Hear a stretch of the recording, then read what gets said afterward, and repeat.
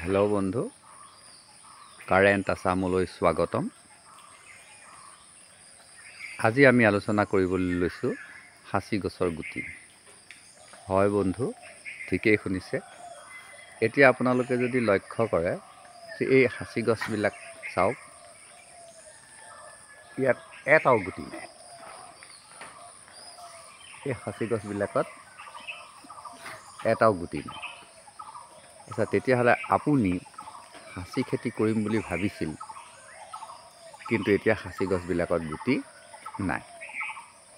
তেতিয়াহ'লে আপুনি এইকেইটা দিনতে আপুনি অনুসন্ধান কৰক ক'ত সাঁচি গুটি আছে। আপোনাৰ অঞ্চলত ক'ত সাঁচি গুটি আছে আপুনি অনুসন্ধান কৰক। যিহেতু আহাৰৰ 10 দিন বা 15 দিন যোৱাৰ লগে লগে আপুনি সাঁচি গুটিবিলাক পচাব লাগিব। পচাই আপুনি 15-20 দিনৰ ভিতৰত পলিথিনত দিব লাগিব। হয় বন্ধু, আপুনি ঠিকেই শুনিছে।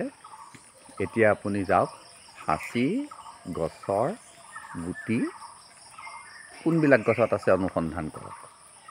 আপুনি নিজৰ গাঁৱতেই হওক বা আপুনি অকণমান আঁতৰৰ পৰা আনিম বুলি ভাবিছিলে তাতেই হওক, অনুসন্ধান কৰক।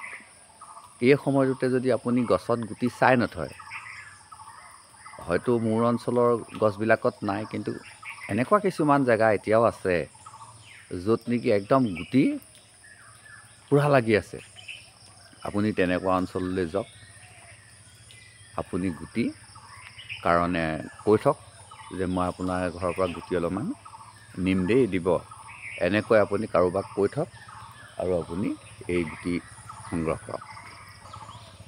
আমাৰ যেতিয়া কঠীয়া তুলিব হ'ব, ঠিক মানুহবিলাকৰ কঠীয়াবিলাক তুলিব হ'ব, সেই সময়টোতেই আপোনাৰ গছত গুটি পকিব। মন কৰক।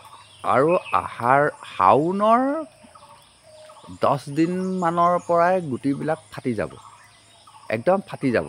যেতিয়াই ফাটি যাব, ফাটি যোৱাৰ লগে লগে আপুনি বেছি নোৱাৰে, এইবাৰ বেছি নোৱাৰে, আপুনি 100, 150, 200 ইমান গুটি নিশ্চয় পাবলৈ সক্ষম হ'ব।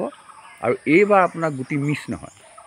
যেতিয়া গছত গুটি কমকৈ লাগে আপোনাৰ মিছ নহয়, সেইখিনি গুটি আপোনাৰ হ'বই। হেল্ল' বন্ধু, মই বৰ বেছি দীঘলীয়া নকৰোঁ, কাৰণ মোৰ হাতত সময় খুব কম কাৰণে মই এইকেইদিন আপোনালোকৰ লগত কথাও পাতিব পৰা নাই, ভিডিঅ' দিব পৰা নাই। যি কি নহওক, আজি আকৌ আপোনাৰ লগত দুআষাৰ পাতিলোঁ আৰু আজিৰ ভিডিঅ'টো মই ইমানতে সমাপ্ত কৰিছোঁ। আকৌ লগ পাম। ধন্যবাদ।